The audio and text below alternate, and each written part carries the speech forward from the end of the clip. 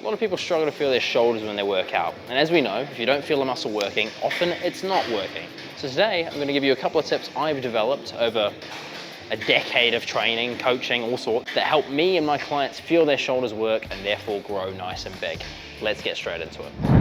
The first mistake a lot of people make is using a weight that's too heavy, especially for side raises. When you go above a certain weight and your body can no longer lift the weight using the muscles you're trying to train, other muscles will take over. Perfect example of this, side delt raises with dumbbells. I'll give you a little demonstration. I'm gonna start off with 10 kilo dumbbells. These are nice and light. I should be able to side raise them with relatively strict form.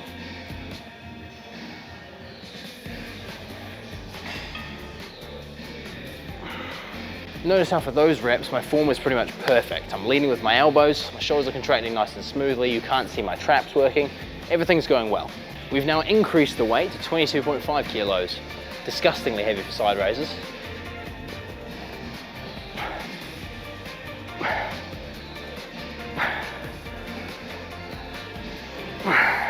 Hopefully the difference in form should be pretty obvious. If you can't tell, that's too heavy for me to do side raises, so my traps are taking over, my rhomboids are taking over, every part of my back that's stronger than my shoulders is taking over to take that weight and take the load off my shoulders. Therefore, if I'm trying to do a shoulder workout and I go too heavy, I lose the contraction on the shoulders and I'm not really doing a shoulder workout anymore. The next reason people fail to feel their shoulders when they train them is due to a lack of technique. Shoulders, unlike other body parts, can't really be muscled through. Take a back workout, for example. If your technique is shit and you're moving the weight, your back is still kind of getting trained. Shoulders are a very small muscle group. They're very small and very detailed. For that reason, we've got to be very precise with the technique we use. If we're just throwing the weight around, like at the previous point, other muscles are going to take over just to lift the weight, as opposed to actually training the muscle we're trying to train. Let's look at a cable side raise as an example.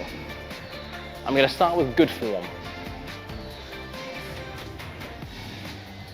As you can see, very controlled. Clearly just my side delt is contracting. No other muscles are taking over and I can feel a pump developing in my side delt. Now we're gonna go the same weight, but instead of being very controlled, we're gonna be a bit loose with the technique. Yes, my side delt is still being trained, but this swinging and poor technique, let's say I lead with the wrist instead of with the elbow. All these different factors take the emphasis off the shoulders. And in terms of mind to muscle connection, especially if you move to bigger muscle groups being used, you're gonna feel those working as opposed to your smaller shoulders. So keep technique in check. Another major difference between a successful shoulder pump and feeling your shoulders working and not is exercise selection. Typically, you would assume that all exercises are gonna activate muscles in very similar ways, right? And for similar people. However, that's not actually true. For something like shoulders, because it's such a nuanced muscle group, someone may feel a certain exercise really, really well, whereas you may not. For example, I feel cross the body rear delt flies exceptionally well. I feel my rear delt contracting, I feel a nice stretch. Therefore, I can really feel my shoulders working. If I swap to a bent over dumbbell fly, for me personally, I feel that a lot less in my rear delts. I have very strong rhomboids and a very strong upper back.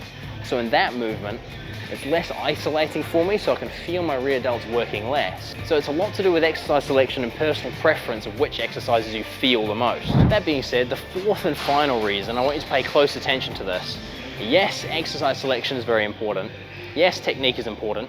Yes, using the right weight is important. But a lot of these effects only compound over a certain period of time. When it comes to feeling a muscle group working, I tend to find these questions come from people who are quite early on in their journey in terms of training. They've been training for 2 to 3 months, starting to see some results and they're starting to see gaps in their training where they currently feel things working. What I'd say to these people is prioritize the tips I've given you, but also give it time. It takes a long time to feel muscles develop and start to train, right? Especially as you're changing up exercises, you're just getting used to things really. So it does take time before you're gonna feel muscle groups working. I said this a lot in my back video, but it's just as true with the shoulder video, especially things like rear delts. They're small muscle groups, they're hard to target. It takes a long time to build that mind-muscle connection. So don't beat yourself up if you don't feel your shoulders working and you've been training for 2 weeks. You know, it takes time.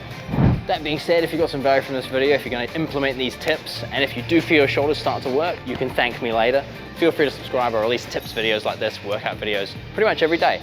I'll see you in the next one.